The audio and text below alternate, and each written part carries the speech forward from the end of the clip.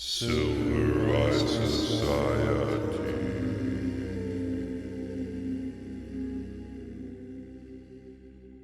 All right, back with our next part of the Truman Show. You know, when we decided to cover the Truman Show on the podcast, I did not expect it to become two parts because I know I spent a lot of these Truman Show episodes talking shit about Jim Carrey, but I didn't expect him to be in a movie that would require not one, but two episodes of analysis and discussion.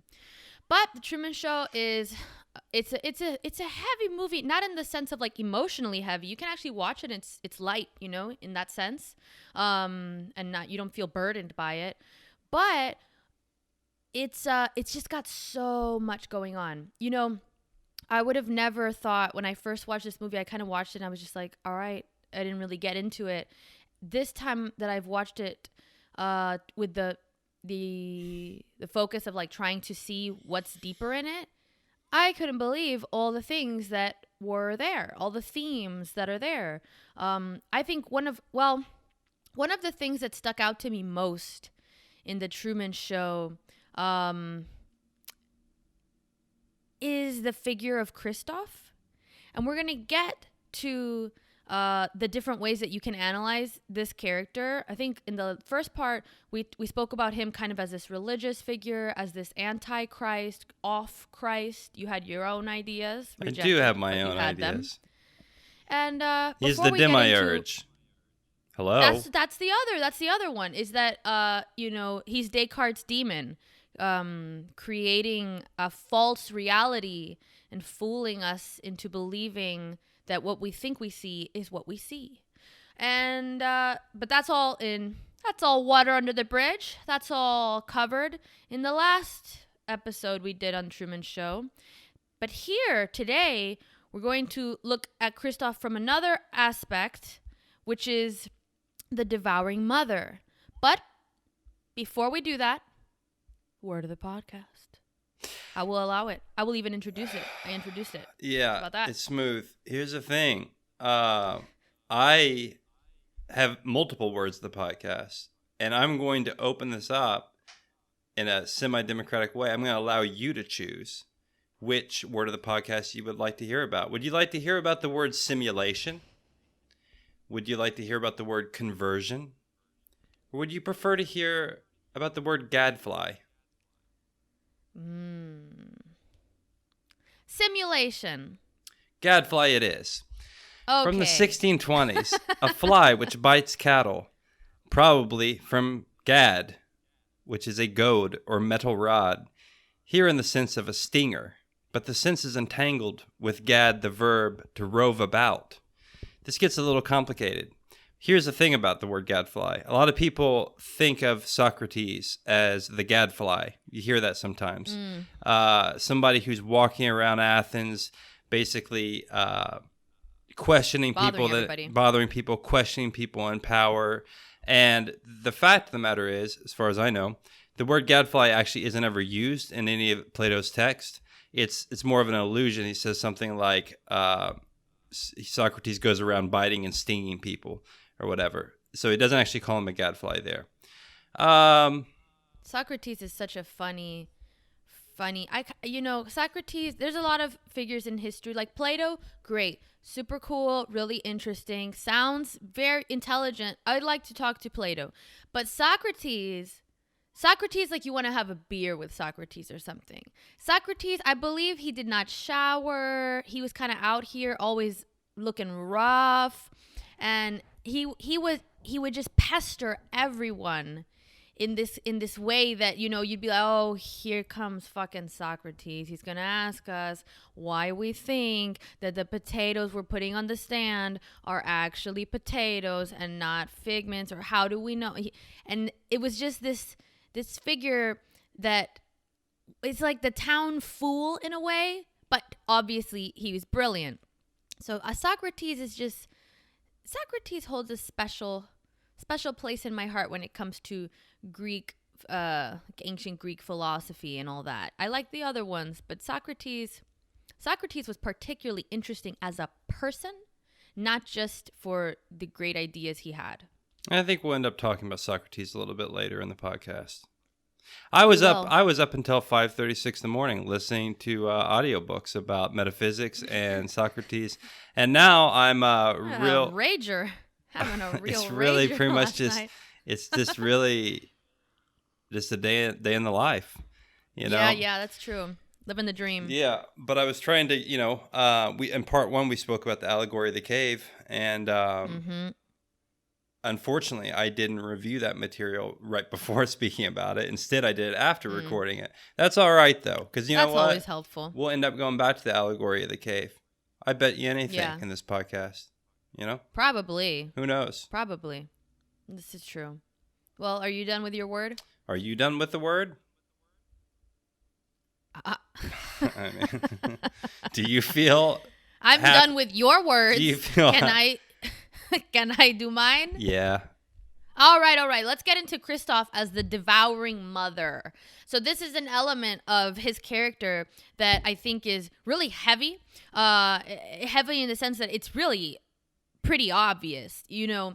So you have one of the parts that was really interesting to me was at the very end where you've already kind of figured out that Christoph is not... He loves Truman, but he doesn't necessarily have Truman's best interest in mind in the way it would be for Truman's growth. More, it is this figure of, I love you so much that I'm going to limit your ability to ever leave me.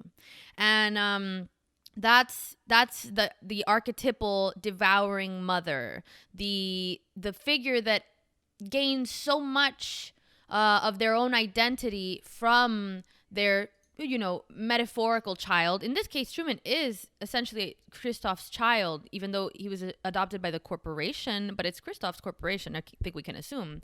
So the devouring mother archetype derives so much identity from the figure of being the mother, which requires the child.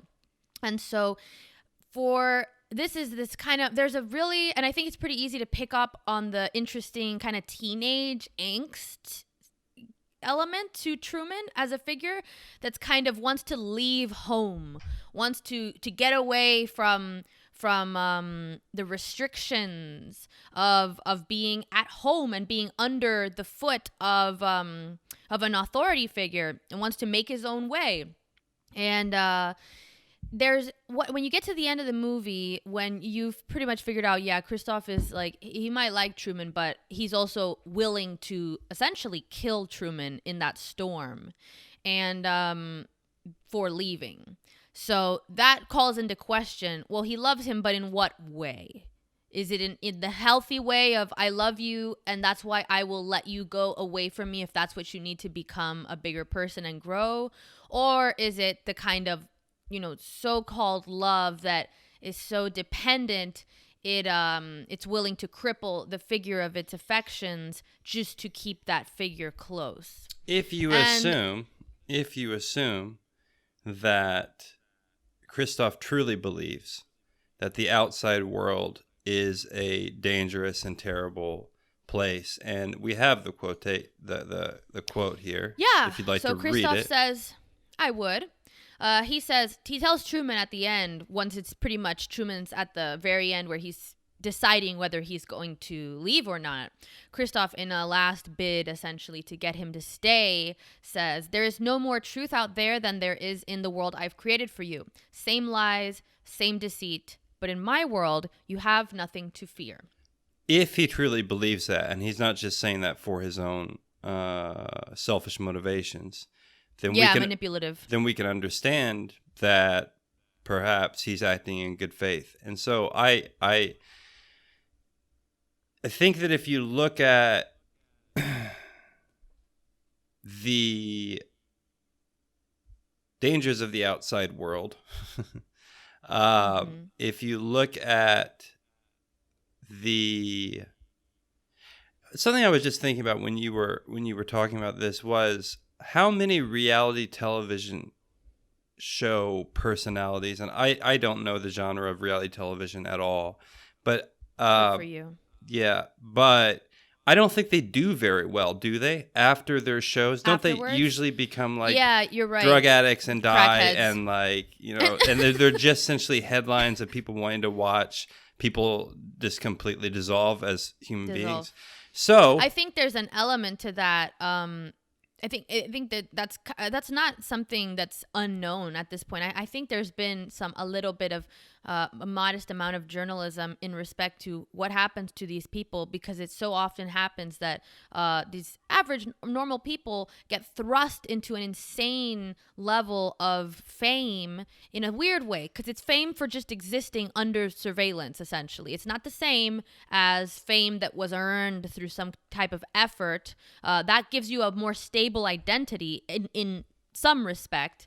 That can go wrong, obviously, too. But fame for the sake of fame that's gained overnight, particularly, is incredibly destabilizing, especially for a person that has never, a lot of the reality show, the ones that first came about, Big Brother, stuff like that, The Real World, those kind of the pioneers of reality TV. These people were like, they'd be like, this guy is a bartender in the Midwest. It's just totally regular people plucked out of everyday life that weren't even aspiring. Now everybody aspires to be some kind of public figure. And the idea of being a public figure is a little more mundane, in the sense that we all, at this point, present public personas through social media. But at that time, it was not, I don't even think, when was The Real World? When were those shows? Was social media even around then? No, I don't think no, it even had social media then. No, The Real World came out, I believe, in the early 90s. In the 90s? In the early it came out but it ran until who the knows? 2000s, Still be on. right? I don't know if MTV's even real. I don't know. I mean, yeah. I just don't think they make it anymore. Maybe they do, actually. Released in 1992 and ran until, I don't fucking know. They brought it back recently. Who fucking knows? Either way, the point is, I don't know. Who knows? 2019. It looks like. 2019. My point is, I don't know. I'm looking up the Wikipedia article. It says it. All right. Well, we don't need to know that much about The Real World. We need to know everything about The Real World. It went to Facebook Watch, which sounds dystopian and scary. That sounds really scary. It was on MTV until 2017. Really then Facebook Watch apparently bought it for 2019 and apparently mined all the information. Then Paramount bought it in the year 2022, which isn't a real year yet. So I don't fucking know what any of that means. Oh, no, they're bringing it back. You heard it here first, folks. Throw your TVs out the window. Well, just don't watch it. I mean, who's watching that shit anymore? Somebody, or they wouldn't make it, I assume. I don't know. I think it's just for advertisers now. Like, there's some weird, idea that, oh, well, this show it exists. It had a viewership. Here's sell advertise. Who's watching TV anymore? Well, they're not people. You don't have to put it actually on a television. I'm sure it's on your phone or whatever. It's probably a Real World app. I have no idea, man. The thing is, Real World app. I'm sure there probably is, and it's like, accept this terms of service. We're watching your face, and I don't know. It's you watch it. Yeah. My point was, my broader point. The movie came out in 98. My point was that Christoph, you're looking at Christoph as a pretty negative figure. I get it. I agree with you. But we can also give Christoph his due. Maybe he just feels protective over this thing. Because now imagine this. Imagine Truman walks out the door or whatever, and now he enters a world in which everyone around him has T-shirts of his face on it. And everyone around him has political parties made up about releasing him from his dome world or whatever. Yeah, how could a person like Truman exit that world and have a good life, have a real life? The real world's already been poisoned against him to some degree, because the real world has been spending years reflecting back their viewership of his life. And it's... Yeah. I hope that's not the problem of most people. Is there some link to our own reflecting back out into the world using social media? Does that make sense? Clarify that for me. What do you mean reflecting back out into the world? human beings, I won't say myself because I don't really use it that much. Though, I mean, I have an Instagram account or whatever. Yeah. We Plug it. Justin A.W. Blair, I think is at Follow Justin the A.W. Blair. defunct I don't know how it works. Anti-social media account. There's just like a picture of a book cover once every 3 months. So Yeah, it's fine. yeah. Go there and follow me and you won't be bothered. Yeah, it's the least traumatizing way to use social media is someone that doesn't use it. Follow those people. So we present these views of ourselves to the outer world using social media. Truman is doing the same thing, though not consciously. He's stuck in this world, and he's stuck in his little fake world, and the rest of the world is viewing him through, in this film, a television program. Right? And they're making all these different judgments and opinions about his life and his world and all this. So now when he leaves his what he thought was the real world and goes out into that, he's not going out into a new he doesn't get to enter a new world in the sense that it is free from all those. He's not really a real person, yeah. Well, it's not free from all the associations that these other human beings have already made about him. Projected onto him. And I use the phrase new world there. There was a brief a brief thing I wanted to mention that the boat he's on, I think, is called the Santa Maria, which was one of Columbus's 3 Nina Pinta ships. Santa Maria, which was one of the 3 ships that he went to sail to find the New World. So anyway, again, a little bit heavy-handed on the stuff, but it's a nice one. You know? No. I didn't notice that. So that you noticed that was really cool because in a way that is exactly what he did, sail to the New World. But no, going back to that point, well, that's kind of the weird thing is that I was thinking, and you said the other day, we don't really eat, I don't know if it was on the podcast or we were just talking, but you said, you never know, the podcast and the real world blur together. That's what happens when you when you spend too much time on the online world. You don't know what's podcast and what's real life anymore. But you had said that we don't know if Truman walks outside and gets shot, essentially. Like, not, you didn't say it like that exactly. I'll take credit for that level of morbidity. But that's the thing, is that he's walking into a new world, and it's not a guarantee that he's going to go out there and live this beautiful, wonderful, fulfilling life. On the contrary, he might end up like the ex-reality TV stars, you know, in an alley, you know, doing sexual favors for crack or something. And we don't want to see that, Truman. We don't want to see that, but and it doesn't end with that illusion. It actually ends on the illusion with the kind of the hint that he's going to meet with Sylvia, and Sylvia is, to me, it represents true love as opposed to what he had with Meryl, which is kind of this stand-in, this representation of what one might think love looks like, which goes back to the idea of, you know, the prisoners staring at the shadows on the wall and saying, this is a marriage, when really the true form of marriage shows that representation is far from what the real thing would be. And so in a way, he's getting rewarded for taking on that kind of hero's journey, for pushing past the limitations, for conquering the fear of the water. So he's going to be rewarded, it seems, with true love for becoming a true man. And that's, when again, all those things there could be a little heavy-handed, but I didn't see that at first. When I first watched the movie, I didn't see true man. I missed that too. That's why, you know, it is. I love to talk about why this podcast is great, because it's hard to define what we're doing.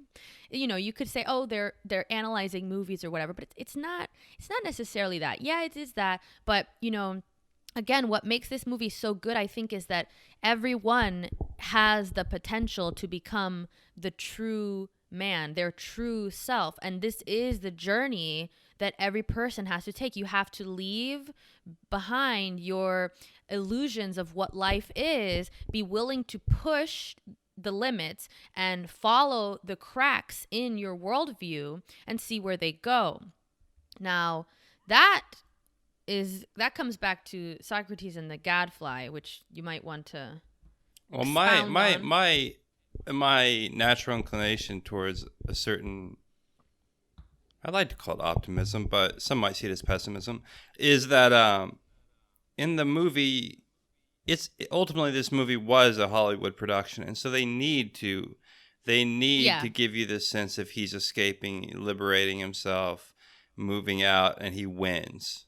And he does. Yeah. And I'm with all this, your whole notion of, escaping the fake world and going to the real world. And I like it. I think it's great. But my mind tends to go towards I start thinking, what is the Truman Show Part 2? And I'm like, okay, he goes out into this world, which is not the orderly, very orderly, in fact, too orderly world of Seahaven. Now he's going out into this other world in which, can you imagine being 29 years old, which I think is what he is, or something along those lines. Yeah, he is, yeah. Which, by the way, throwing out another little reference here, Christ was roughly 29 to 30 years old when he began his ministry. So trying to keep on making these associations, maybe there's something there, maybe there isn't. But anyway. Interesting. I think of what's going to happen to this guy. And I think, what chance does a person like that have? I don't know. I mean, again, like maybe it's a little too pessimistic, and you're like, oh, well, he'll find true love with Sylvia. But think about the start of that relationship. The start of that relationship was she was an actress who went rogue on a program, then in his mind, has like posters about his political, like as a status, right?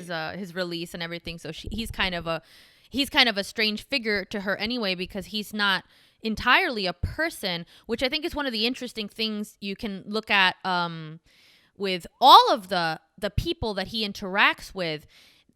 They can't truly see him as a person in the way one would in a true relationship, where you look at the person as an individual and you accept them as they are, and you try to see very directly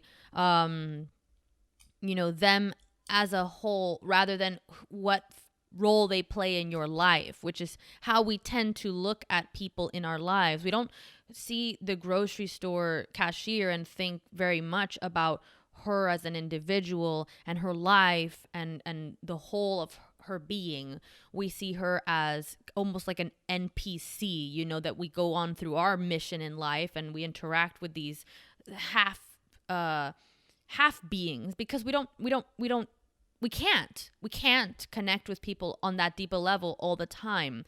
But when it's someone that's supposed to be your spouse or your best friend, but really you're hiding a massive secret from them, that actually you're an actor, or you're married to them and you cross your fingers during the vows, this is there's an obstacle to the true depth of connection there to one person from another. And Truman becomes a kind of object in that way. And that's what happens to public figures also.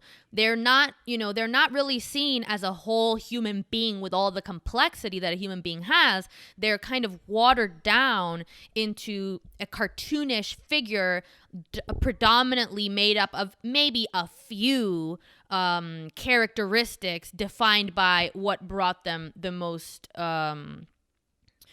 fame. So whatever, if it's music, if it's a certain movie, if it's some things that they've said or done, that's what they get defined by. And everything else actually can even be met with hostility when the person starts to try to push out of the limits of that caricature that they've become to everyone. So even Sylvia, there's a question there. I did think of that. Like, what kind of relationship would that be? Because Truman to her is almost this non-human. Obviously there's compassion, but when a person becomes also a political movement to you, there's a level of dehumanization there, and it can be benevolent. And I think that's also where you get Christoph's character as kind of this other Devouring Mother-esque figure, where yes, there's a love there, if you can call it that, but it is a love that relates to Truman more as object than as independent individual. Well, let me ask a question. Let me put it this way. Out of all the figures in the movie, who loves Truman the most?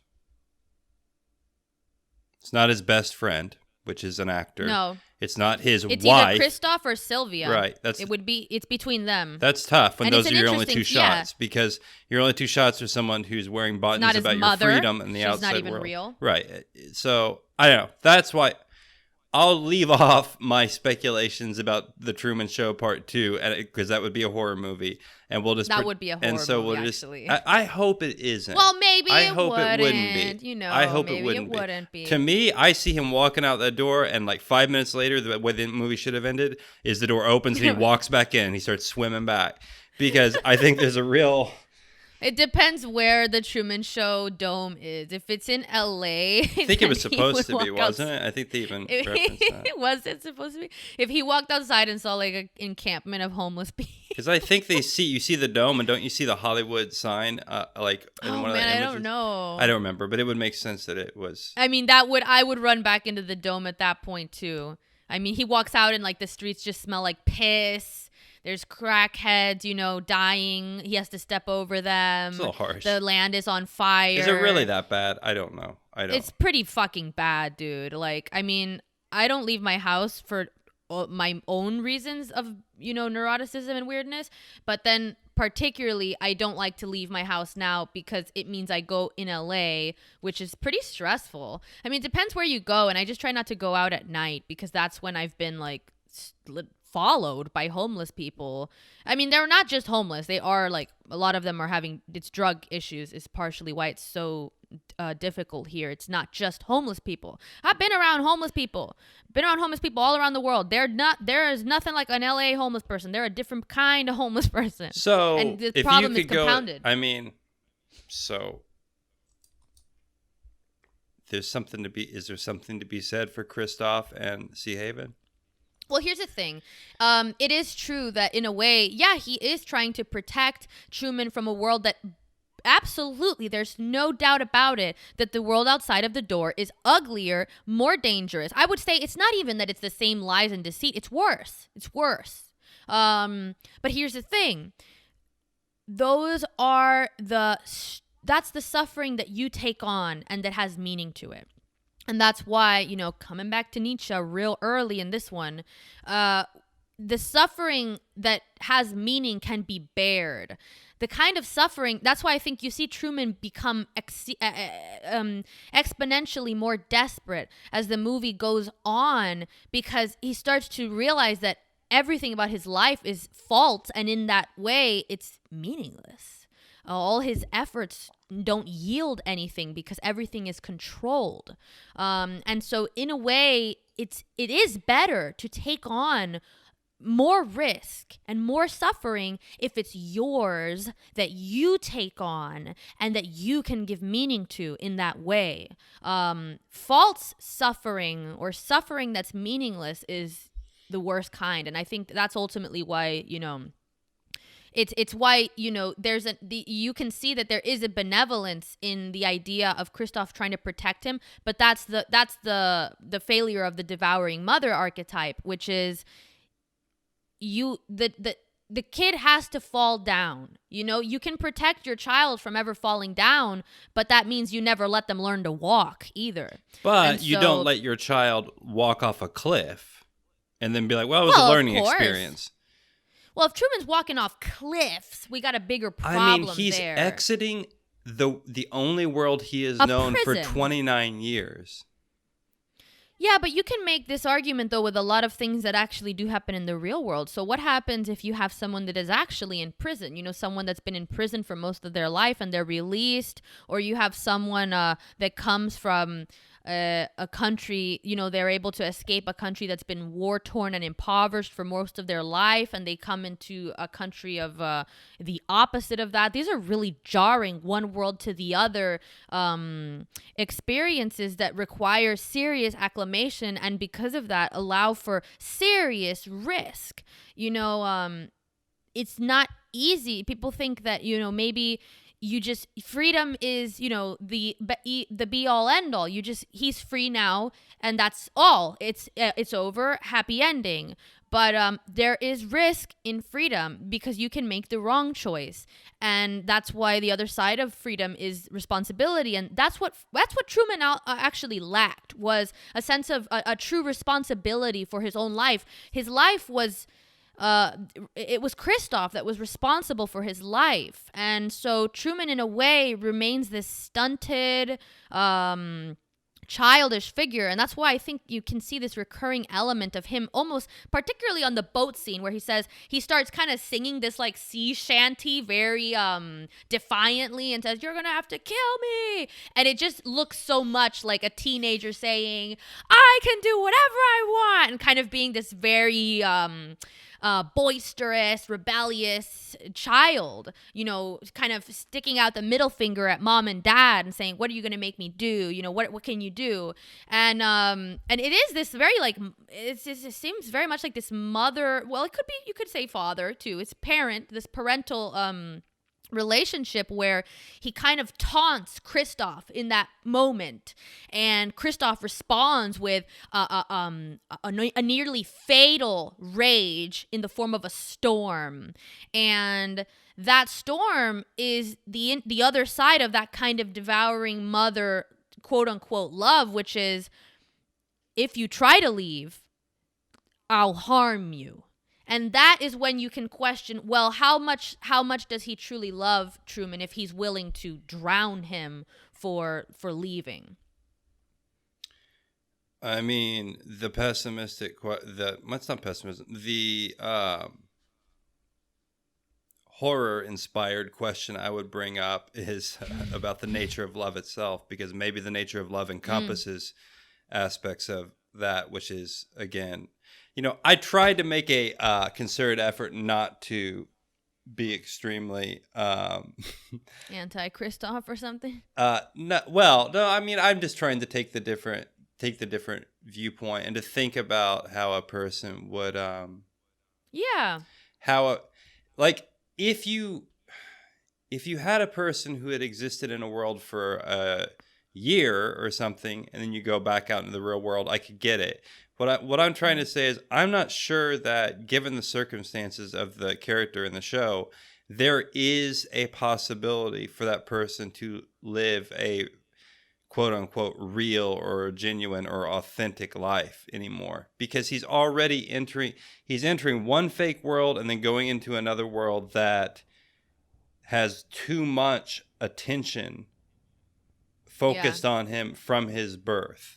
But the thing I was saying about you came up with this idea of the devouring mother thing, which I guess is a psychological. I don't know if that's Freud or Jung or who that is. Jung. Okay, and then we have, and I was talking about the kind of the chaos of the waters, which is oftentimes in this Jungian thing, feminine, associated with the feminine and all that.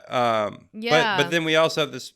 And you mentioned it just now. Christoph is also this patriarchal male figure as well, kind of God the Father type, punishing, exactly. Sending a flood of sorts in the the ocean there, or the fake ocean. And so I'm just gonna go with the idea that it's a good idea to try to get outside of your world. It's a good idea to try to release yourself from the cave, Plato's cave and the allegory of the cave. I'll go with that as being a good idea, something worthy of doing for now. Well, I think that the thing about this is that there is a little bit of a suspension of disbelief, in regards to what happens to Truman when he goes out there. Yeah, I mean, Truman could become a crackhead. It's very likely. There's probably no crack in Seahaven, so he's gonna be like, "Oh, what's this?" And that'll be that. Well, this was the thing. Thanks for reminding me of that. This was the other thing I was thinking. If you imagine this is a managed television show inside of this world, and you assume it's for a general audience, which within the film's reality, it seems to be a worldwide general audience. So we're assuming that it's a very PG type television show that's being run. And I think they even make a bit of a reference to that when they say that they don't ever show Truman with his wife, like at night when they're in bed together? Don't they make this reference about that where they don't ever show? Because if you were 24 hours, they're clearly not showing certain things, right? And so and whatever. My point is this, that Truman has probably never seen any real, like, do you think Truman ever saw someone get stabbed in Seahaven? God, I tried so hard to be positive, but I mean, so the point is, he's gonna go out, like, because that's not part of the show. I'm sure they didn't script that. Hey, let's have someone stab someone in Seahaven and see how Truman reacts. Well, here, you know what's really interesting, actually? So the original script for this movie was totally different.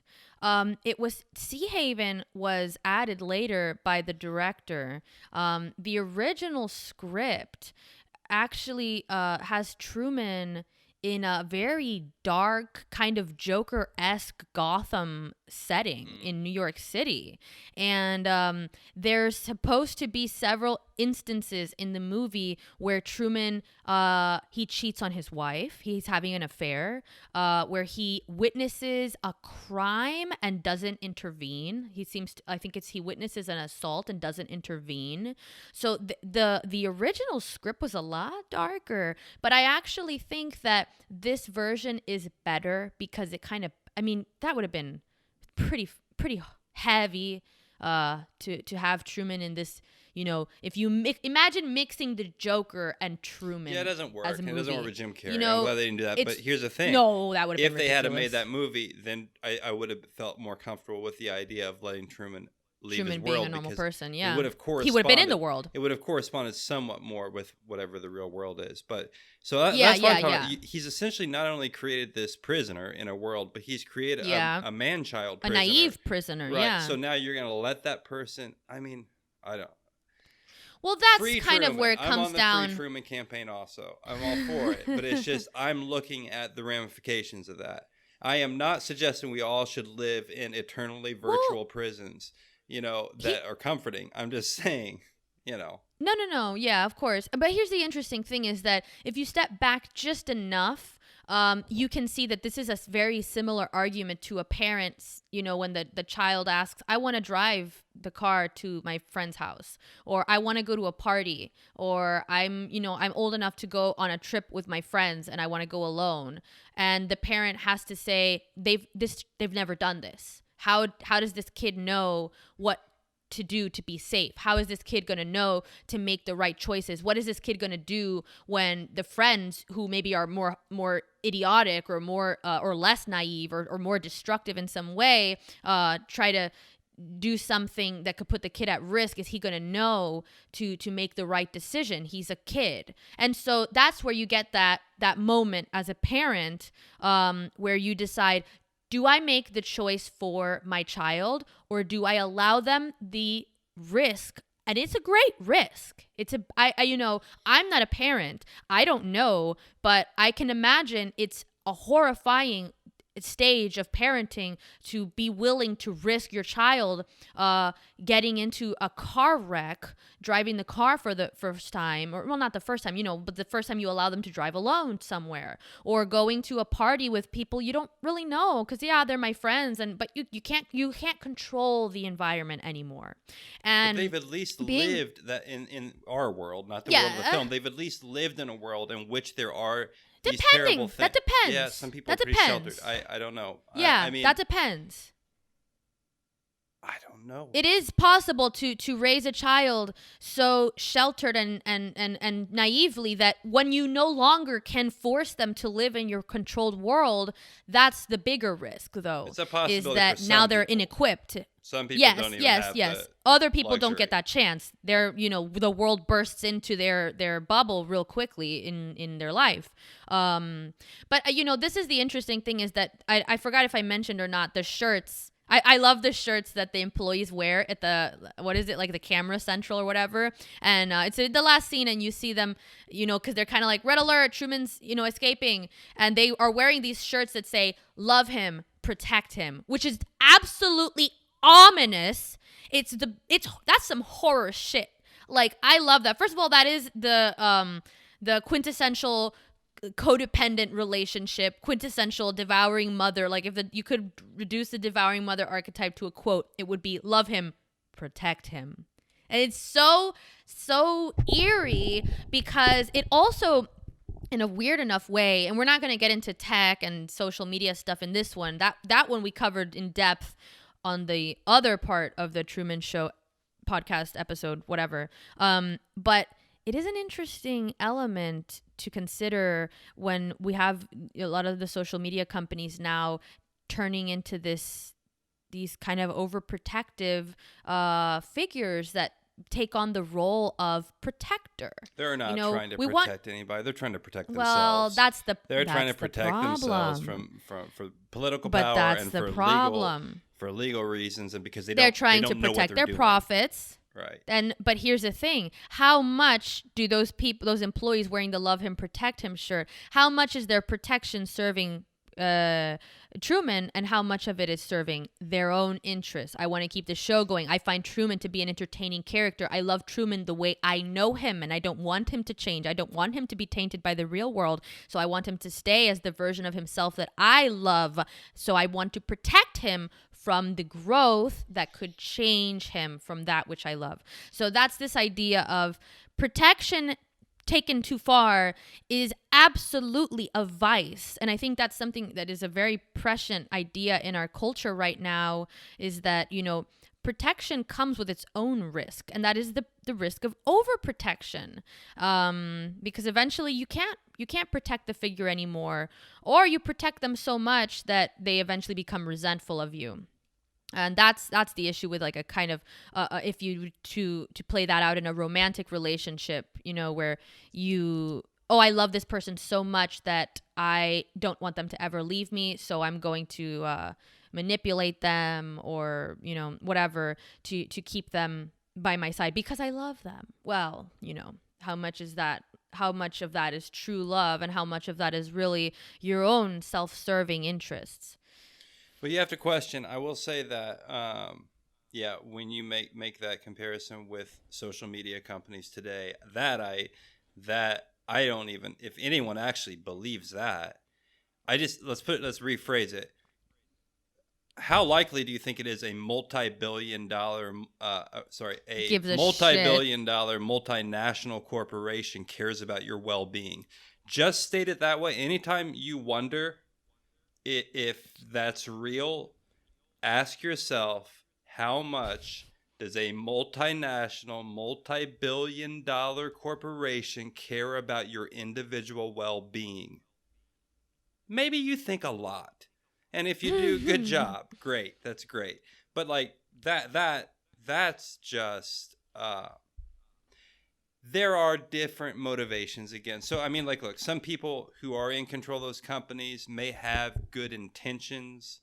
They might not be bad people per se, but they didn't get to that level of success by making sure that everyone else around them was always made safe and put first. That's business, and that's, that's waking up from the naivety of thinking that everybody else's goal is to keep you safe and that's the most important thing. It's like, well, you're not living in the real world. I think we can tie this in with the film in the way that I think that people's motivations are never individual motivations. So Christoph does have the dual motivations of, I think, legitimately wanting to protect what is his son because he adopted him from birth.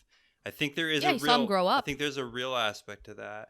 And I think he also has the motivation of wanting to make a bunch of money and running a very popular television show. So we can think of that in our world as social media companies have the motivation of wanting, or they're profit driven. There's no doubt about that. If you don't believe, if you think that's not true, then you need to stop, because that is true.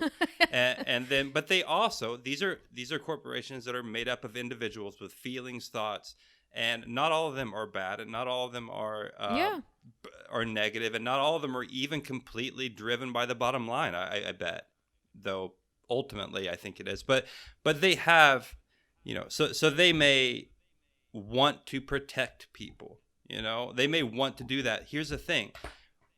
The way I think people operate is when you have motivations converge. So you have motivations converge with the figure of Christoph. He wants to protect his business interests, his corporation. But hey, you know what's also nice about that is he really does genuinely want to help or protect Truman. And so what people do is they take this least selfish motivation as they converge, and that's what they tend to publicly use to explain to people why they're doing what they're doing. And I think they use it a lot of times to explain to themselves what, the reasons for what they're doing. Either way, I'm no psychologist. I leave that up to you. I'm just a humble I agree. wordsmith and word explorer of words. Very nice. That's a great title. Yeah, well, I agree. I mean, Word or not. I think. Okay, that's now you're like an now you're astronaut? pushing it. Yeah, it would be. It would be. Sounds a little rough, but It does. I got to work on that. yeah, that one needs some dusting up. So the thing about this, and this is an interesting thing. This is kind of the problem with the idea of protection as love, solely protection as love. This is the thing. It's that the good parent allows for a little bit of risk, that the child can experience a little bit of risk.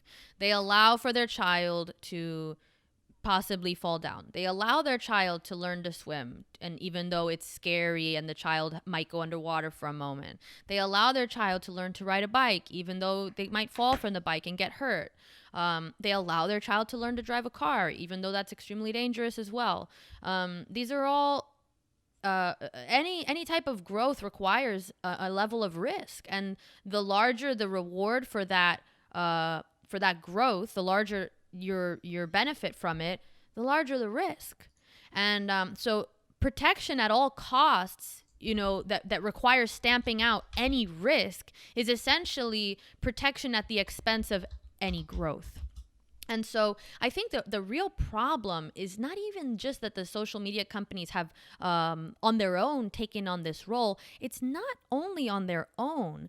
In many ways, it has been asked of them, because we have this strange cultural development where, and I think this is you could go down deep with this. I think it's a deep misunderstanding of the roots of American government, which is the idea that I'm going to turn to my government and ask them to intervene to make things better for me in the way that I see as beneficial. And so this is, I think Twitter would be better if we took off anyone that has ever used a slur on Twitter, or if anyone that I think is saying things that are mean, or anyone that is espousing support for Trump, because maybe that could be something that could be used by some radical supporter to start another insurrection or something. And then you can go to the other side too. It's not only the left that does this. It's the idea that, we should take off anyone that talks about Stalin on Twitter, because that's talking about a dictator that caused deaths, or this idea. And so, you have both sides have this propensity to want to censor the other side as a solution, and both are appealing to this larger authority for protection, essentially. And it's a big mistake, because that's it requires the giving of power. If you are requesting protection, you pay for that protection by giving away power. And there's a great quote by Plato. Who would have thought Plato would be so entwined with the Truman Show? But Plato says, "This and no other is the root from which a tyrant springs. When he first appears, he is a protector." And that's probably one of the best concepts to keep in mind the more we look at these massive companies taking on this role of protector, that they're going to protect you from bad speech, and they're going to get rid of all the bad people, and this will make this a safer place for you to be. Well, what does it take for them to be able to do that? It takes the power of being able to censor. That's what we pay for that protection with. And so you decide whether that's the role that you want these massive companies that essentially have monopolies on some of the most advanced and democratic means of communication. I mean, there is no faster and more equally spread means of communication than social media right now. If you go outside and you see someone doing a serious crime, you can actually very quickly capture that. If there's some type of true political problem going on where you have some type of leader in a small community taking over and becoming a tyrant and overreaching, you can document that and spread it quickly. You have the ability to be a citizen journalist now. And that's a great thing, but not if we couple it with the idea that this medium must be protected and monitored and made safe by the companies that own them, because now it becomes a different thing. Now it's no longer an equal and democratic tool for communication and dissemination of news. Well, the other issue that's going to arise is assume that that's successful, that you essentially shelter people from harmful language, which I'm no proponent of harmful language. I'm simply saying of that course. Here's the problem.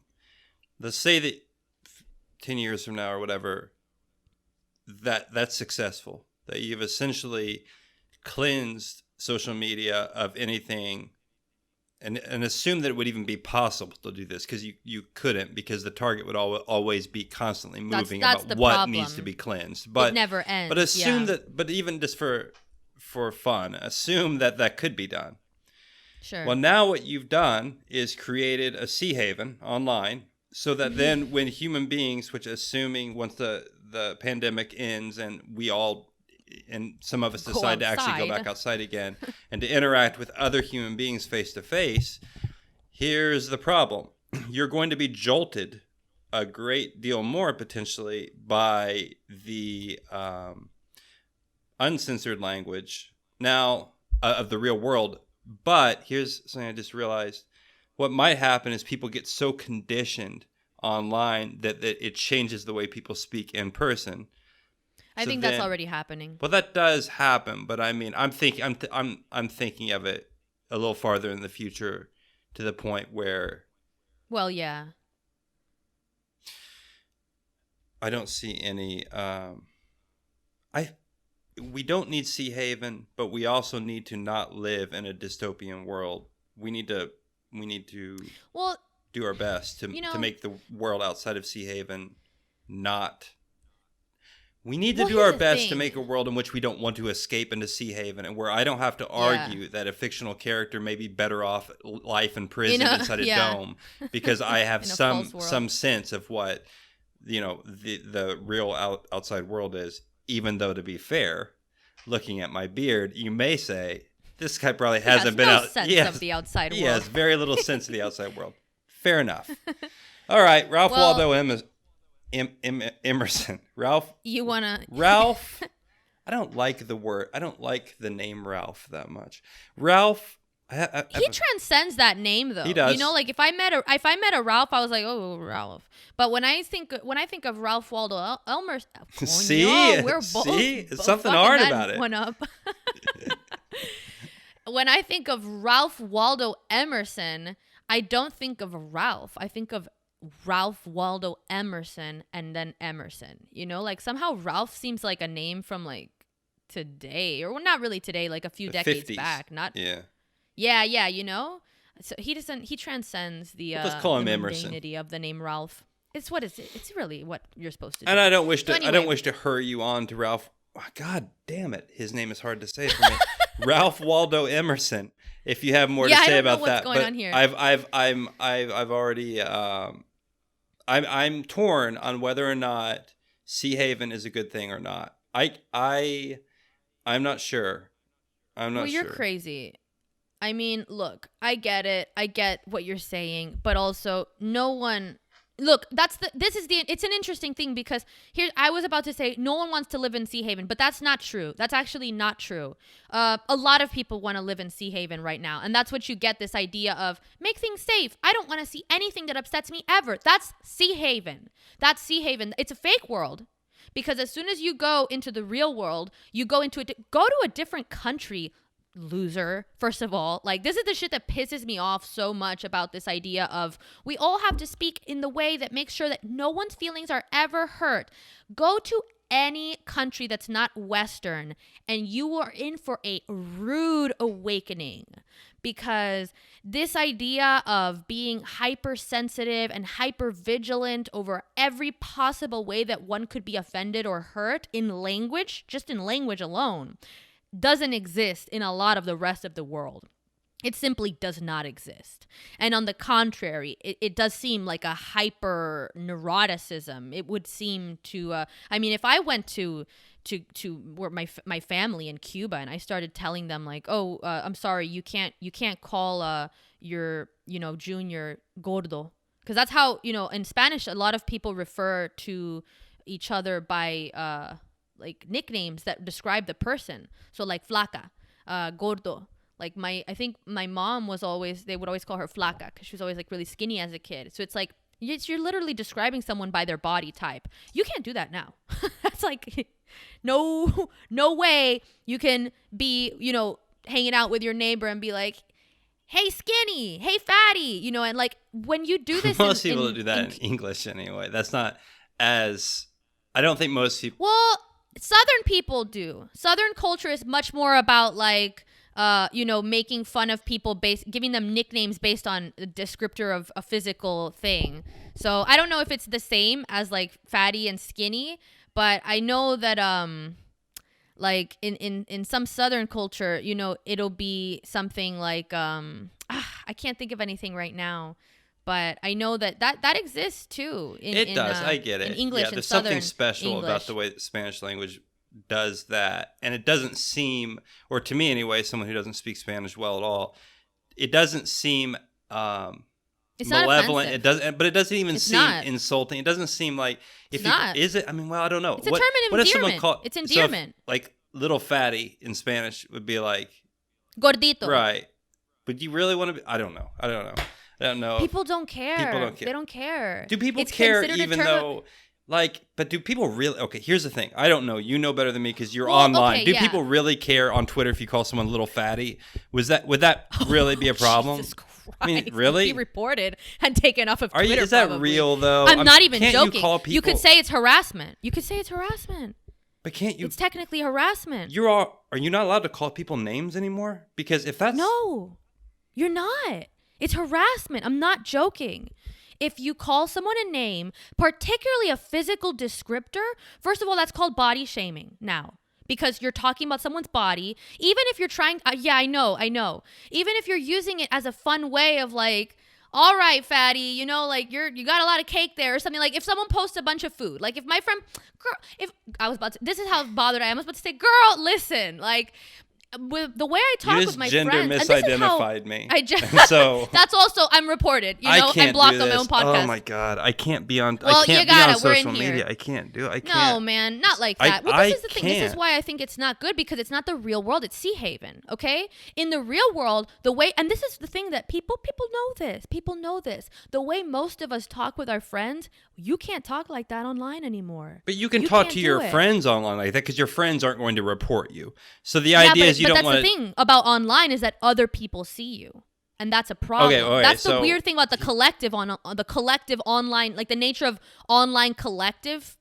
Where everybody sees what you're posting. Yeah, when I talk with my friends, they know me, they know what I mean, and they're not going to attribute the worst possible interpretation of my language to what I say. But another person who is in a very dark headspace where that's the mode now. That's a kind of method that people use for I don't know what it is, that they derive some sense of purpose or meaning or something from finding false villains in other people. There's a lot of things I don't understand. You can explain this to me better though because I don't do this. So let's say me and you are friends or whatever the fuck it is. You're on Twitter. You're not friends. You like follow people, right?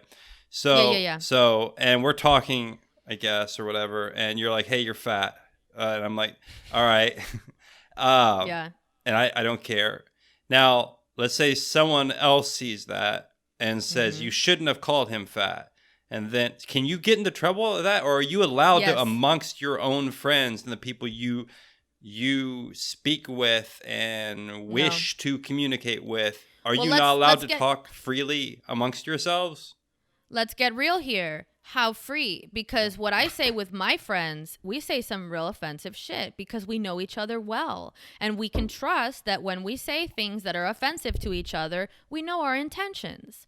Now, if someone sees me using certain words, you know, online, even if I'm using it with someone that we have decided that we're okay with using these words with each other because we know each other and we know that we're not using them in a way that is meant to be denigrating of anyone or each other, it's still not okay. It's still considered offensive language. Like if I call, like I talk to my friends, I call them bitch all the time.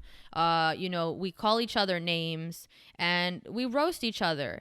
And, you know, this is the thing is that even just the people have this, a certain subset of people. It's a vocal, really, neurotic minority. Would you really get in trouble for calling your friend? I would. Okay, well then yes. I don't. Then I truly wish, believe that I would. Well, or at least you. I mean, look. Okay, here's there's the thing. There's a possibility I'm you not would maybe that famous. Okay, here's the thing. I'm not that famous. Take my follower amount and multiply it by 20. Everything you say online now gets scrutinized because there's some loser that has no purpose in their life except to find other people to put down and to make them into some type of effigy to burn and gain a moment of praise and attention from the mob that tomorrow will turn and do the same thing to them.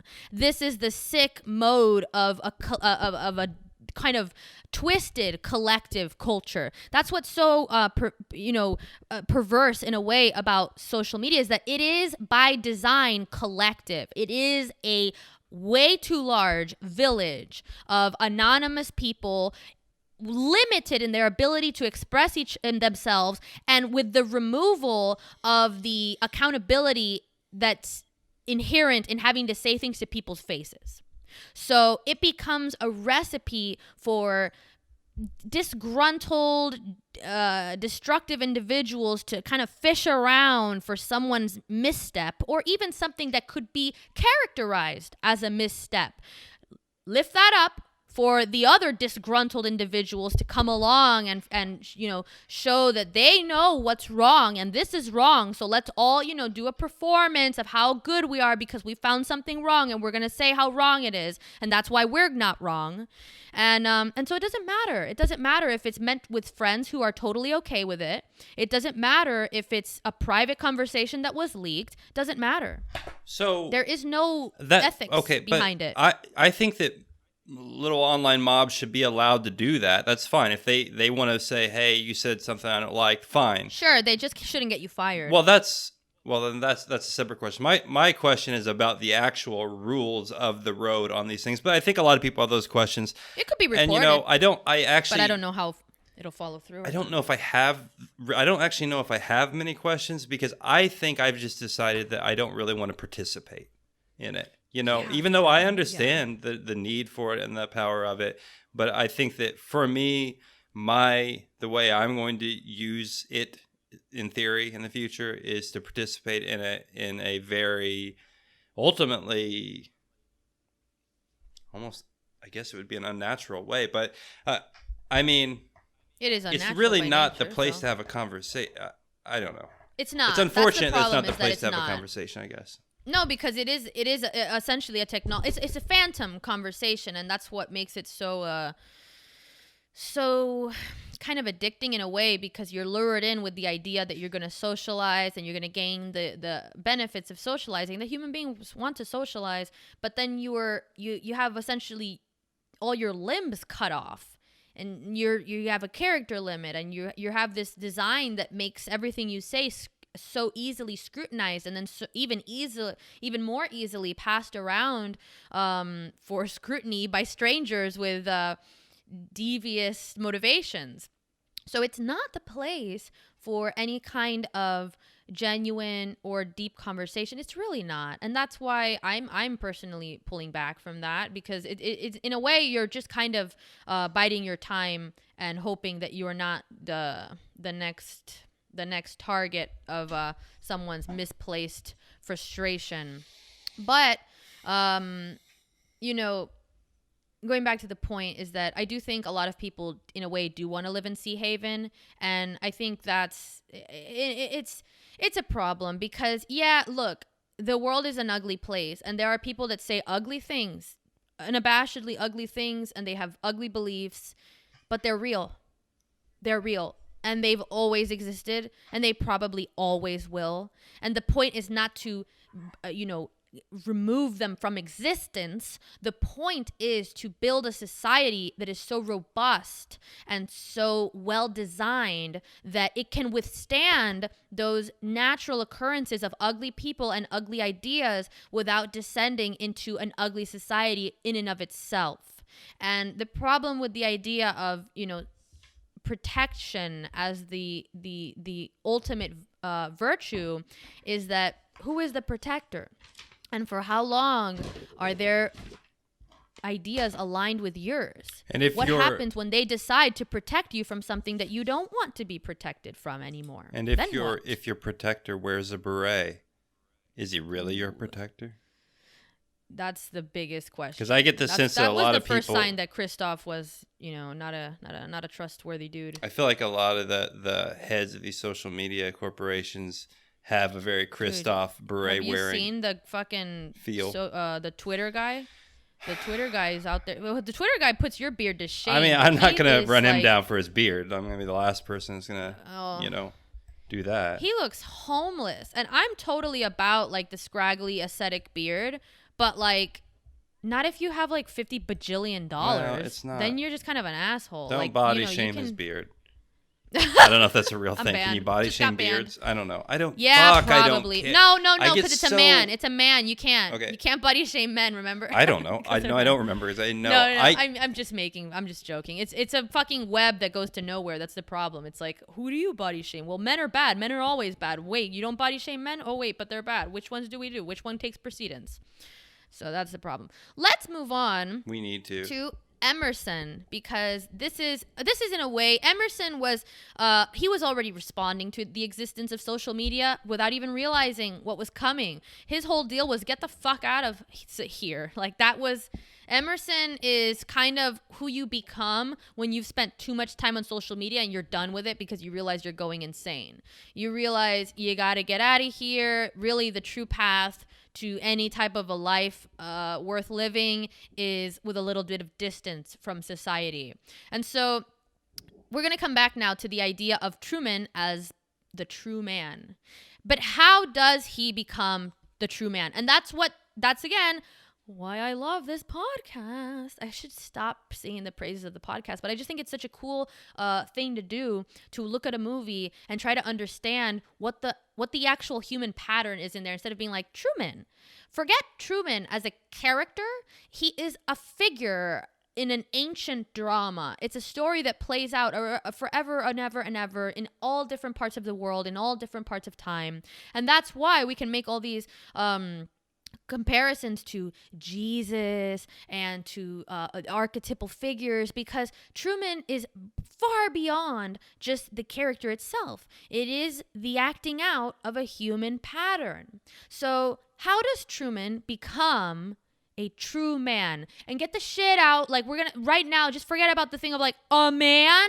If you're listening to the podcast and you're the type of person that can't hear the word man without feeling immediately degraded and left out, this is not a podcast for you. Man here will be used in the way that it has always been used, as a stand-in for human. So when we say true man, it is how do you become the true man, the true human. So Ralph Waldo Emerson. Say it 3 times fast. It's quite a tongue twister. I want to, but I don't want to embarrass myself publicly. I don't because I know I'll mess it up. You can't. We can't. It's impossible. To say it 3 times fast? It's impossible. Ralph Waldo Emerson. Ralph Waldo Emerson. Ralph Waldo Emerson. Damn, you what did if he it. then? What if like I conjured him behind me like Beetlejuice? That would yes. be. I mean, I would do that. That's fine. I would summon Ralph. I wouldn't summon him. I would ask he'd be pissed. Would he? He'd probably be pissed. I don't know. I mean, he's not about it. And we're going to get into why he's not about it. Tell me. He doesn't want to talk. He doesn't want to talk. He's all about being left the fuck alone, which is why I really like Emerson. And Emerson got a little criticism for this because, it's possible. absolutely possible to take the idea of solitude as a virtue too far. That's where everybody goes wrong. Every virtue can become a vice if it's taken too far. If you cling to it desperately, it becomes a vice. And solitude is the same thing. And Emerson is a kind of a patron. Yeah, I know. I don't agree either, but we also know that we're wrong. Emerson is, the patron saint of the lockdown hermit that's enjoying lockdown. Emerson has a great quote in this essay called Self-Reliance, and it's actually free online. You can read it. It's pretty short. It can be read in one sitting by the dedicated and 2 sittings by the somewhat dedicated. So he says, "Whoever so be a man must be a nonconformist." That quote from Emerson is pretty central to understanding the way Truman's trajectory towards going from being this kind of almost a shallow figure in the beginning, which is why I think Jim Carrey actually was a good choice for this role, is that he plays this kind of quirky, kind of dorky, simplistic 1950s cartoon man really well. But he has to go from that to becoming a true man, a complex individual that takes on the burden of his own life and makes choices for himself, not having this controlled environment like a child. So in the essay Self-Reliance by Emerson, he sings the praises of nonconformity, which I think sometimes it's hard to talk about nonconformity because it can so easily sound, very much like this. You gotta be different, go run out of societies, forget what they tell you to do whatever you want. It's not about that. Nonconformity today is hard to understand because so little, in a way, there is so little that we are required to conform to. But the things that we are required to conform to are still very deeply held. And I think we're starting to see that come back thanks to the collective nature of social media, which is collective. The ethos of collectivity is highly conformist. That's the whole point of the collective, is to conform. And there is value to a certain degree in a collective culture and the conformity, because you can be very efficient. The group is very efficient and the group survives very well when everyone conforms. But it won't survive forever without the key nonconformists that venture just enough of outside the group into uncharted territory to discover something new, to bring back the progress that will breathe new life into the collective, into the culture, so that it can continue to progress into the future and not stagnate and die. And so Truman is that nonconformist. Truman has to take on that role of pushing beyond the limits of his society. You have any? You want to? I know I was doing a monologue there. I don't like to go on the monologue. No, that's all right. I thought it was good. I thought it was. I was listening, and I thought it was. I was just practicing Ralph Waldo Emerson's imperative to be a Summoning. Private person, and I was in the solitude of my own thoughts. But no. So Truman as a individual, trying to be an individual person. I still think that he got within the film that there is no chance for him to do that, because it's not like, so going back to the allegory of the cave and that idea of the person escaping the cave and then going up to the real world of forms and ideas, and then being able to return back down and tell other people. It's like in this film, Truman can escape the cave, which is Seahaven, and then go up into the real world. But the real world has already been set up, not against him. In fact, most people are for him. But it's not a new world. It wouldn't be a new world for him. His own experience of it would be to some degree, but it would already have all of this. That's the terrifying thing about this idea of reality television, people, and being able to somehow make a separation within their own lives, between the real world and this reflection of themselves back at them constantly. So I think you're trying to get at something a little broader that I'm bringing it back into the movie, maybe incorrectly, because you're talking about trying to get out of the rules, or get into a certain thinking that takes you out of your society to a degree. But here's the thing: I don't think we all can't be nonconformists, right? We all can't be artists. We all can't be explorers. We all can't be. No, you need both. That's the thing. If that were the case, you just have everybody fragmented You'd have off. no cohesion whatsoever. You'd have no society either, because there would be no nothing for the nonconformists to return back to, nothing for them to add progress to, because there would be no center. There would be nothing to. It's a symbiotic relationship. But then the question, and that's. So I'm trying to formulate this. Sorry, but the question is, I'm trying to think about what you said and then formulate something, which is, how do you know if you are supposed to be that person, or if you're supposed to be the type of person that doesn't? Are you born into it?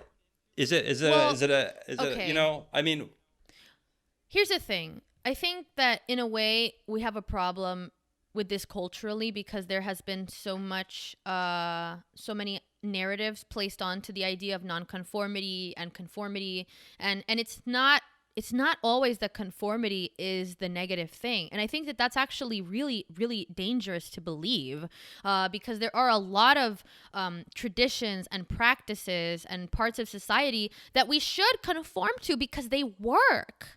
Like it's not, some kind of stupid old tradition just to get married or something. It's not necessarily inherently wrong to have a monogamous relationship just because it's a traditional thing, just because it's what the majority does. You don't have to not conform to everything. On the contrary, if you're going to be a true non-conformist, in the sense that you're going to pursue a very non-traditional life in many other in some way deeply, what I believe is that in other ways that individual conforms to many things.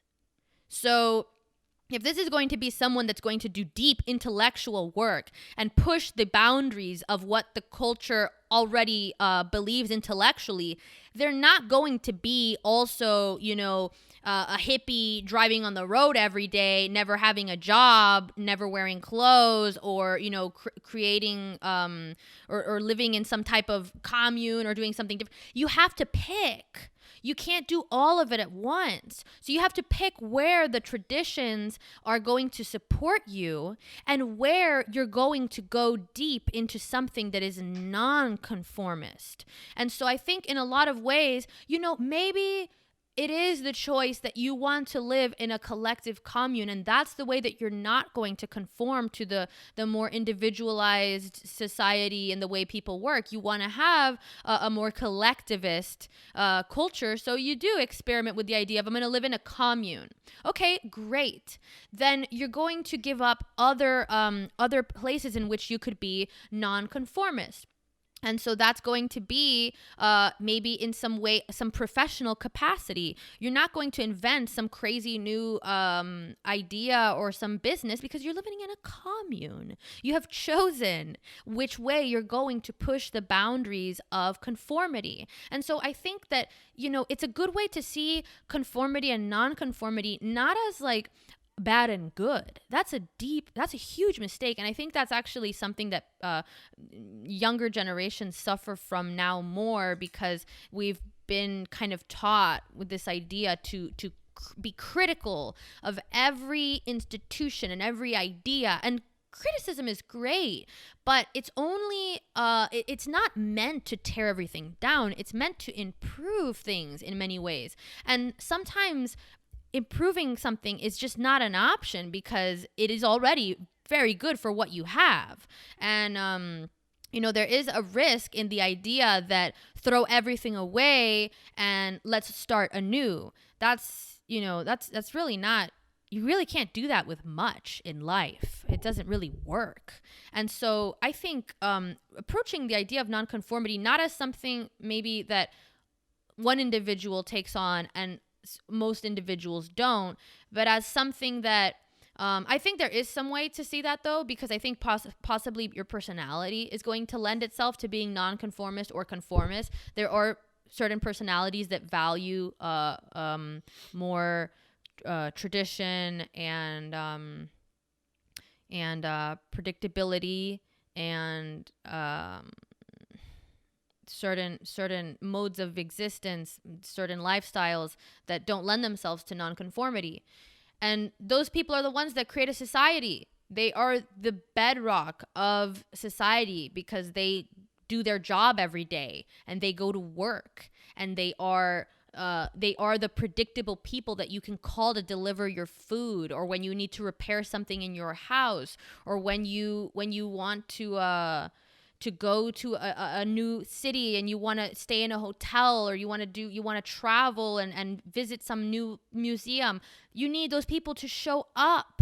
I don't know that people that are. You're making two statements, which I'm going to have to. I am making two statements here. I'm saying I think there is a. You're saying that all of the more conservative-minded conformist people are service workers. In your mind, apparently they all are delivering Uber Eats and, I don't know, museum guards or something, which I don't know if that's actually accurate. And then you're also saying that I can't go live on a commune and become an online entrepreneur. No, you can't. Well, I'll prove the world. I will prove the world wrong. You don't leave your house, so how you're the last person that's gonna live in a commune. That's for sure. And I am too. I can't stand being around people. I'm not going to live in a fucking commune. I mean, I think that I clearly have some, potential for leading a cult. And it could be organized as a commune. It would have to be like a virtual cult or something, It could be organized in a communal, way. Everybody else lives on the commune. You tell them to go live there. I just speak from a microphone from the sky down into the commune. Yeah. Yeah, exactly. No. I hear you. Those are just the jobs that came to mind. I mean, the whole idea is interesting. It's interesting that you thought of these jobs that require kind of a reliable, steady type of thing, as opposed to a creative, entrepreneurial, or invention. Those kinds of things. You associate that in a way with the nonconformist. The business person, it depends. So like you would have maybe a manager of a business will be the person that's much more reliable, because at a certain level, if you're going to start a business, you do have to have a certain degree of openness and risk taking and willingness to do something that is nonconformist. And I don't think it's a clear, you're in this box and you're in that box. I think certain personalities lend themselves to certain modes of existence, and both are necessary. If you start a business, you better damn well hope you can find someone who's reliable to run it, or else your business is not going to exist. And even if you do start a business, you still do need a level of reliability to follow through on your own ideas. So, but there is the need to do something that's different, and that requires risk, and that requires possibly forging a path that there is no signs for how to go down, and that's nonconformity. So how would Ralph Waldo Emerson, if he was a business consultant, how would he advise? That's awesome. How would he advise me if I were going to start a virtual commune online? Is that a fair question to spring on you? It's not in the notes. Oh my God. I mean, let's say his name 3 times fast and have him summoned so that he can answer you in the flesh, in the ghostly flesh. The ghostly flesh. Tell me more about Ralph Waldo Emerson. Because I'm a little shadowy on him. I know that he inspired. Okay, Nietzsche was actually a little bit inspired by him. He had read some of him in translation. Oh, is he? Yeah, he was. Oh, that's interesting. He was. I didn't know that. Yeah. Huh, that's interesting. Well, Nietzsche is kind of definitely a solitary figure. So I wouldn't be surprised. So Emerson was kind of, I mean, I'm not a huge fucking expert on Emerson, but I'm really down with his, his main points in that he really believed that solitude was a precursor for individual growth. And so for him, you had to be willing, and that goes back to the idea of the nonconformist. You have to be willing to go your own way to a certain degree to be able to find yourself. And a lot of this stuff can really start to easily sound like woo-woo, new agey stuff, and it is the original school of transcendentalism. So it does have this is the roots in some ways of that woo-woo shit. But he, this is the more respectable version that is a little less watered down, I guess. It's not only about clutching your crystals and renting an Airbnb cabin. It is the willingness to take on, in some ways, the hostility and the rejection of the community. And that is what Truman does. So Truman does follow the path of solitude and nonconformity as a route to self-knowledge. Oh, and you this see is something that. that's important. Yeah, you see that. Because he's looking for, his father. He's looking back at pictures. He's trying to figure out his story. And it requires him to turn away from his friends and family and eventually to leave his community. You see that in the film, though. That's a great point. He's... it's funny when you talk through these things, and then you can find more and more in different films. And I don't know if it was put there purposely or not. But so remember, during the main time he tries to explore what might be the real world is when he goes into that little garage area or like whatever it is, basement area where his lawnmower is, and he tries to be alone. Basement. And he tries to be alone. Yes. And that's where he takes out his little chest box of stuff, like...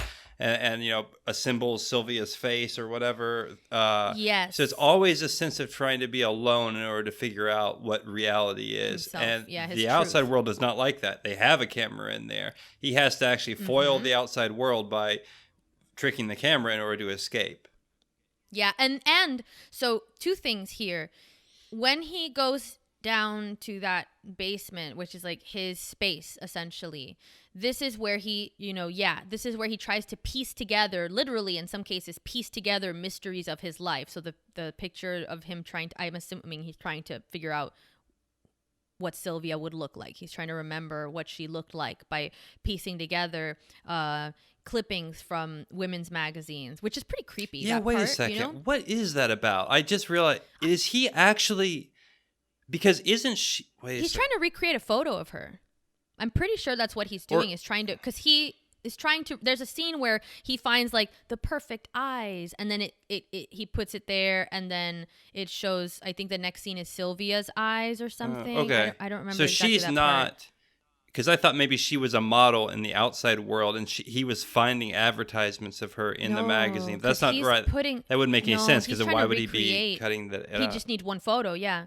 He's trying to like take all these different facial structures and put them together to recreate a photo of her, which is an interesting... It's a little creepy. But it's creepy because we associate that action of cutting out things from magazines with the traditional thing in movies, murder movies, with the serial killer that cuts out letters in order to to hide their handwriting. No, they're cutting out in the olden days or whatever. When people didn't use when serial killers didn't use computers, what they would do is they would apparently, and I don't even know if this is real, cut out different fonts, letters, so they're hiding their handwriting. Right? Yeah, but there's also just the element of like cutting obsessing over a woman, right? And cutting out like face kind of like and putting it in books. Yeah, scrapbooks. it's a little creepy. Sure. I mean, it's fine. I allow it. I don't know if I would be. I mean, he doesn't have a photo of her, so he's trying to recreate a photo of her, which is kind of romantic in that way. Yes. Why didn't he have a camera? I mean, well, whatever. I don't know. It is odd when you start to think about it. Don't do that. No, I won't do that. But it is odd when you think about it, 'cause I didn't really think about what he's doing there or why he's doing it. And I guess... Oh, yeah. I noticed it right away because I was like, what the fuck are you doing? I mean, I noticed it, but somehow it just kind of... Yeah. because it's right from the beginning of the movie. One of the first things you see him do is go to the magazine kiosk and buy a magazine, and say, "Oh, it's for my wife. She loves the fashion magazines or whatever." Yeah, that's true. And it just became this kind of thing. Link that. Yeah, I don't know. Well, Truman Show they can seem separate. 3. We'll investigate that question. Whether Truman is actually a serial killer. Ralph Waldo Emerson, please advise me on the appropriate time that a podcast should run as my business consultant. I don't know what he would say about that. He'd probably say... I keep asking you to tell me. 0 minutes because you're talking to the outside world and you should be spending that time like Truman did in his basement in self-reflection. But that's kind of the interesting thing about that scene is that it really is the idea of... That's bad business. Going away. That's bad business, Ralph. Well, Emerson wasn't a wheeling and dealing businessman. Well, I may need to go talk to Henry David Thoreau. He's a transcendentalist. I need to go talk to Henry David Thoreau and see what he says. They all had like 3 names. So we should bring that back. Oh, yeah. You bring it back. I do bring it back, don't I? Yeah, you do. I use the initials as kind of the middle thing. The 3-name school. You gotta have it. You gotta have it. You gotta have 3. That's my business consulting advice to everyone. You gotta have 3 names. Just get a bunch of names, a bunch of letters. Yeah, the more the better. Yeah. Okay. A bunch of letters. I'm no business consultant. Ralph Waldo Emerson. You've been pushing your luck. I did it really well that first time, though. Let's be honest. Yeah, you know what we should do? Like, before we start the podcast, we should just say Ralph Waldo Emerson, Ralph Waldo Emerson. Like, you know how they do it 3 times. You did it twice. Try it. Come on, you had it. You almost had it. Ralph Waldo Emerson, Ralph Waldo Emerson, Ralph Waldo Emerson. It really is. We should use it in a warm-up, Keep the words limber and... But, I do singing, to warm up. Oh, that's right. Yeah. Yeah, okay, let's keep that on the behind the scenes. You can pay extra patrons if you want to get a track of his warm-up singing. It's going to cost a lot. Maybe we'll do that. Maybe I'll decide if we'll do that. Maybe I'll go start my own side business. Yeah. Warm-up cassettes. They got to be cassettes. They should be cassettes. So anyway, the interesting thing about this aspect, I really liked this because you have this part where Truman goes to be alone to seek self-knowledge and to kind of find truth. This is literally what he's doing, is seeking truth, and it requires him being alone. And there's a great part where I think it's that same part that you were talking about, where he says, where he's down in the basement and he's I think he's looking through photos of his father, because at this point he's like, I think my father is alive, and he's starting to piece things together in solitude, and Meryl comes down and says, I made macaroni. And I think it's just the best. Meryl's his friend. His dude friend. Not the wife. You want to say that? You want to say that one again? Isn't Meryl his... Is Meryl a man's name or a woman's name? Yeah. Meryl Lynch. Is a woman's... Oh, my God. You totally... You think Meryl Lynch was a woman banker? Yes. I mean... Meryl is the wife. Marlon is the friend. Marlon is the friend. Meryl is the wife. I don't know why they both have M. Maybe there's something there. Yeah. Anyway, we're cutting that out. Leave it. Leave my mistakes. My business advice is always leave. Well, not when they derail me. Well, there's no way I can repair that. I clearly interrupted you and was wrong. Anyway, I'll go back to my word-a-nodding. Please. You better word-a-not your own words. Meryl. Okay. Okay. I will defend myself. Meryl can be a man's name. I said it. It really shouldn't be. Can it not? Oh, now I'm a gender whatever yeah, you are. critical. See, I don't know. tricked you. Gender harasser or whatever it is. I think it's Merle. Like Merle Haggard or. That's not the same. If you're from the South, it can be. Yeah, but it's not. I don't think it's the same. All right, isn't that spelled like Merle? Ooh, you know what? Meryl means sparkling sea. Huh. The sparkling sea. As opposed to when we're talking about the chaotic feminine of the waters, sea. as opposed to the turbulent sea, she is the sea. Look at how my interruption actually brought us to greater knowledge. Maybe we won't cut it out after all. That was freestyle etymology. That's actually really good because Meryl is this hyper controlled, perfectly coiffed version of femininity, and you see her start to come undone the more and the more he presses her, until at the end she's kind of this like a more aggressive and desperate version of herself. What's his friend's and name? Really, Marlon. Sorry, my research was terrible. Little Hawk. Yeah, I don't know. That doesn't really do much. I don't know about that. Anyway, so solitude as the precursor for individual growth. I think that's a theme that you see in this movie. That's and it really is a strong point that the community. Emerson would love this part, that the people in Truman's life, the community itself, are the obstacle to his self-knowledge, to his seeking truth. And that's exemplified in that scene where he's just about to piece the mystery together. Is my dad alive? And Meryl comes in with this very domestic, benign statement. I made macaroni. As if this is the most exciting thing. And really, you should be way more interested in this benign dinner plate that I've made. And you should come back into the domestic allure of what a happy life should be, which is your perfectly dressed 1950s wife making dinner for you, instead of this solitary act of digging through one's past and trying to find a deeper truth. So it's the people in his life, it's the community that distract him from that process of self-discovery. Never trust anyone. Oh, now you don't wanna. I have to think. I have to take time to think before I speak. I was just thinking, don't ever trust someone that offers you a plate of macaroni at an inopportune time. That would be really hard for me to do because that sounds. I don't like macaroni. I find it. Well, I just like pasta. I like pasta also, but there's something about macaroni. Anyway, I just don't like the word. It sounds very like. It's Italian. Mundane and kind of gross. Well, it would be like, it wouldn't be said that way. No, it wouldn't be. All right, we should. In English, it sounds harsh. You want to talk about impiety?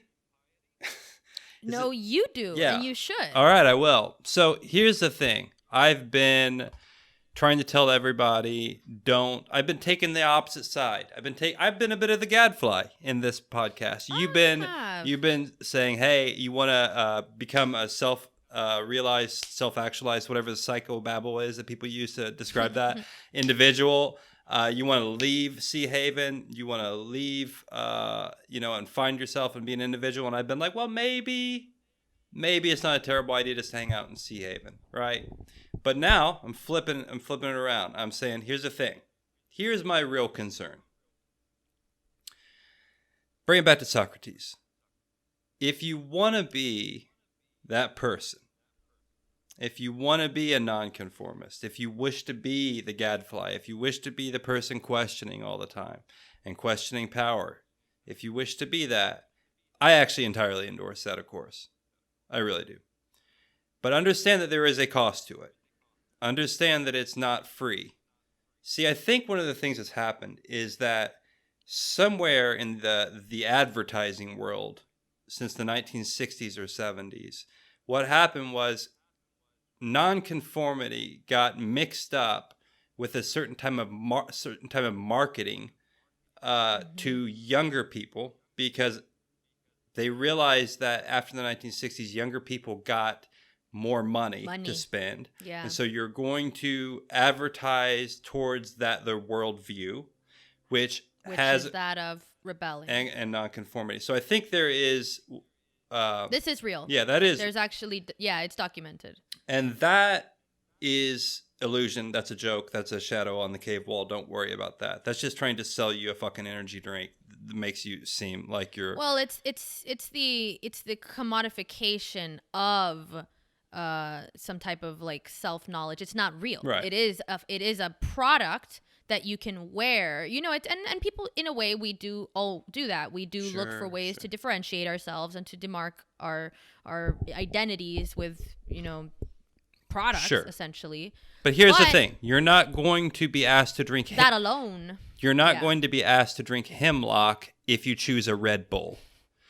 Exactly. You know, like, oh, I have this totally rebellious energy drink. I'm gonna the rebellious energy drinks. I Yeah. think there are. I bet there are. Whatever product. Red Bull is a rebellious energy It is, and I'm not drink. down in it. I have dabbled. They did market that way. I have dabbled with it in the past. But here's the thing. That's marketing. That's capitalism. Drink your energy drink. Have fun. But that is different than true nonconformity. That is different than the fate of Socrates, who was executed for impiety via drinking hemlock. Briefly, hemlock is poison. And the way that they executed Socrates in ancient Greece was they brewed him up, or I think they even had him brew it up. They brewed him up. They had him brew up a thing of a Did they really? I would think so. Maybe they No, made it. they I can't remember. did. Did they make it in a different room? I'm not sure. I don't know the if now is the details. time to cover the specifics of this, but I actually find it an incredibly moving story, and I suggest that people do read The Death of Socrates by Plato, which I think is in the Timaeus or Phaedra. I don't remember. It's not in the Republic. Anyway, here's the thing. Socrates was running around town. Now I'm going to do a common man's translation of the story of what Let's do Socrates that. was I love done. those. Yeah. Socrates was an ugly man with a beautiful mind. And he decided to walk around Athens questioning people all the time. The reason he did this is there was a school called the Sophists. We get our word sophistry from this, which is generally considered negative. Sophistry is basically kind of that lawyery stuff where you just argue for the sake of arguing, but not really getting to the point. Correct. Yeah, it was the way to win through argument by using language kind of manipulatively or deceptively, rather than arguing for the sake of finding a truth. which wasn't in and of itself bad necessarily in ancient Greece in some ways. But Yeah. Socrates was opposed to it, and he was opposed to it for a variety of reasons, which becomes complex. But so the Sophists came into Athens and said, "We will teach your children for a fee." And when they said children, they meant young men, because that's who was educated at that time. "We will teach you the art of rhetoric and the art of speaking," because at this time there is no media, there is no Twitter in ancient Athens. There are speeches, and that's pretty much it. It's not like you have the printing press either. I mean, the form of media in ancient Athens was the speech. That was power. If you think there's power in having media influence now, that was power in ancient Athens. So Socrates said, okay, this is all very well that you can argue elegantly, that you can convince people about, let's say, the merits of virtue, but what is virtue? And this is the Socratic method. It isn't supposed to be actually antagonistic per se. It's supposed to be something inviting, something that you work towards by questioning until you come to some sort of answer. So we're not going to go into in depth about Socrates right now, but ultimately he was accused and put on trial for 2 crimes, actually. Impiety, and I think the second crime was something like subverting the youth against the old gods, or something like that, right? Yeah. So Socrates actually accepts his punishment. Now, everyone tells him, you could run. They're not going to stop you, because they don't really want to kill you. Like, they just want you to stop. They want you to and stop. Go away. So why don't you just exit? Why don't you cancel daemon... yourself, Socrates? Yeah. Really... Just deplatform yourself, Socrates. But this is when the daemon comes into play, and that's something we covered in one of the hereditary part Part two. Part two. Part two of Hereditary. We talk about the daemon that is the reason why Socrates didn't run. Yeah. He believed that he thought about it, and that daemon told him, nope. And he has always listened to it, so he accepted his fate. So there's actually several schools of thought about this, and we don't need to go into all the history of it. And one of it is that there were political reasons why this was happening to Socrates, because there had been a war, the Peloponnesian War, between Athens and Sparta. Athens lost. Sparta imposed what was called the 30 Tyrants upon Athens, which was basically a year-long dictatorship of 30 tyrants as a punishment for Athens having lost the war. And the main leader of the 30 tyrants, I think Critias or something like that, was actually a close student of Socrates. So you can go into a lot of stuff and try to figure out, well, were they really trying to execute him for that? Were they really trying to execute Socrates for walking around town and asking questions? Or was it for these other political reasons? Perhaps both. Maybe we don't know. But my point of telling this story is that there is a cost if you're going to not be a conformist. There is a cost if you're going to go around and genuinely challenge power with questions. The wider society will impose a cost upon you. Hopefully it's not hemlock.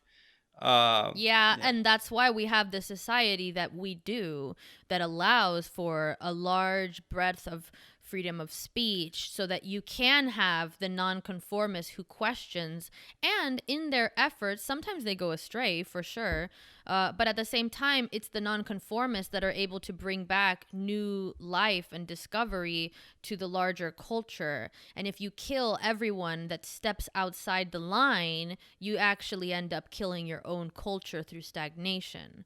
So this is, there is a respect for the nonconformist that should exist in any culture that wants to survive, but there is a cost to it for sure. And that cost is social. For now. Don't run around trying to execute Socrates. Don't be that person. There's no need for it, and you're harming yourself just as much as you are Socrates. Socrates accepted his fate, as you said. He did. And Socrates is still Socrates. The people that killed him, who? We don't know. I don't know. Who cares? Haters. Yeah. They don't have names. No one remembers They're just haters. him. No one remembers him. Exactly. It's a good point. We still remember Socrates. We do. I think that's it. I don't want to go in deeply into that story because I really love that story, but we'll talk about it with another movie. We went deep into the Plato and the Socrates for this movie. Yeah. For Truman Show, we did. It's Didn't interesting. expect it. I did not expect to do even 2 episodes on the Truman Show, but the thing is that's true. Now, I just think it is a really important thing to consider, because especially now, people, especially when there's this kind of like contentious culture growing where you can get canceled for saying something that's, even if it's true, it's just considered offensive knowledge because it contradicts a narrative that people would prefer to believe. That's the cost, and it is a real cost. It's not always just because you speak a truth doesn't mean that you're immediately going to be rewarded with some kind of, hero's parade. On the contrary, Socrates died, but he did live a full life. It's not like he was executed young. He lived a good life. No, but he did. He was like 70 or something when he was executed also. And there are questions. Which is probably, whether he was kind of like, well, there is a part of it. Done, There's a theory that he's like, this is towards the older age. Might as well. I'm going to be able to make a statement this way. And I'm also, to some degree, going to be able to secure my legacy by saying, Wasn't you want to give me some hemlock? Well, he died, but... Fine, I'll do some hemlock. I'll do the hemlock. Don't do the hemlock, kids. I mean, it's a badass way to go out, executed for corrupting the youth. Like, good job, Socrates. That's like, that immediately, philosopher, shooting straight up onto the philosopher charts of everybody wants to read your shit now. That's also why, if you really don't like an idea, don't try to fucking censor it, loser. That's going to make everyone want to check it out now. That's always what happens. It always happens. I mean, especially, you have people now that, the classic books, like, what is this, what was I can't remember his name. I don't the one wanna that wrote know. Huckleberry Finn and don't wanna everything. You know. know, all these Mark books Twain. that have like offensive. Yeah, Mark Twain. All these books that have offensive language or offensive concepts or dated things in them. It's like, oh well, let's throw them out because history was not up to the standards of a time that didn't exist at that time. And I mean, yeah, sure, and great, do it, because now the kids that were not interested in reading, maybe they'll actually want to read those books now, because most kids in middle school, they weren't reading those books anyway. When They I were was a trying to get the kid, spark notes and write it.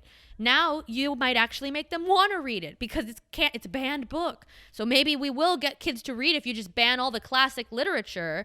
We'll actually have a revival of kids wanting to read classic literature. when I was a kid, Happens every time. when I was a kid, everybody was the cool kids, the true rebels, would dress up like Socrates and hang out. You know, What the fuck? what, you guys didn't do that? Dude, were you a kid in Greece or something like? Maybe that didn't happen. Ralph Maybe, Waldo maybe. Emerson. Ralph Waldo Emerson. Ralph Waldo Emerson. All right. Well, we leave you with this idea then. I just think, I always like to reintroduce an idea going, I just think. It's fine. You do just think. I do just think. It's really all I do is just think. Just sit around and think. Very, very, That's what Descartes wanted to do. that's why. That's what he told That's him. what Rene Descartes Descartes. wanted, and it's what he did. We were just I just dealing with think. Descartes. I'm going to write a book called Dealing with Descartes. Anyway, in the last podcast, and I That's really awesome. felt for Rene Descartes when I was researching that, because I had what I can feel for Rene Descartes. Dealing with Descartes is just great. Dealing with Descartes could Great be title. about maybe like It's like a study guide. like a to poker Descartes' man, like ideas. how to play cards, but also how to play cards rationally. I don't know. I don't know. My point we'll was work on that. Rene Descartes was trying to fucking sleep, but he stayed up late, and so he was still in bed at 11 o'clock. And his friends came over and were like, "Fuck, Descartes, get up! It's daytime." And he's like, "I just want to lay in bed and think. Go away." And he had to move around a bunch because everybody would bother him. And then eventually, did I tell the story already? If I did, whatever. It's a great story. This one. Eventually, the Queen of Sweden, I think. The Queen of Wow. Sweden invites him to his court and is like, "You have to wake up early in the morning." And he's not wow. into it. And he catches a cold and fucking dies. So thanks, Sweden and your monarchy for killing Rene Descartes. There you go. You see, that's what I have. That's the problem I have with early people. Is they think that everybody has to wake up early. And I mean, yes, when I started waking up early, it was better. But if some queen had forced me to do it, I probably would have died too. So leave people alone. Let people lay in bed and think. I mean, sometimes that's what we need to do. That's what she was, I assume, paying him to do, was to bring, I don't know the specifics, but I assume she brought him to the court to support thinkers. Yeah, so gotta gotta let the guy them think. As, like, Let little him weird pets. let him lay in bed Yeah, and think the way he think. thinks. Yeah, well, so this is the thing, is that truth is sought. It's sought individually. And I think this is one of the big reasons that Emerson is an important figure to kind of revisit at this point in our culture, is that he is a bit of a return to the valuing of the individual, in that to Emerson, truth could only be sought through the individual. And I think that is, there is something very real to that only the individual can possess truth. The collective can gain that truth, but it's through the pursuit of an individual that brings it back. Maybe I they don't can think enact a the collective, truth. Maybe the collective can kind of enact the can, truth that is found through the enact, individual enforce. seeking of it. Yeah. Exactly. I agree with that. But I think it has to be, it's an individual undertaking to seek truth, and then to bring it back. You can try to bring it back, but they might try to kill you. So you, as an individual, have to decide for yourself, how is it going to end? Boom. Brought it back around.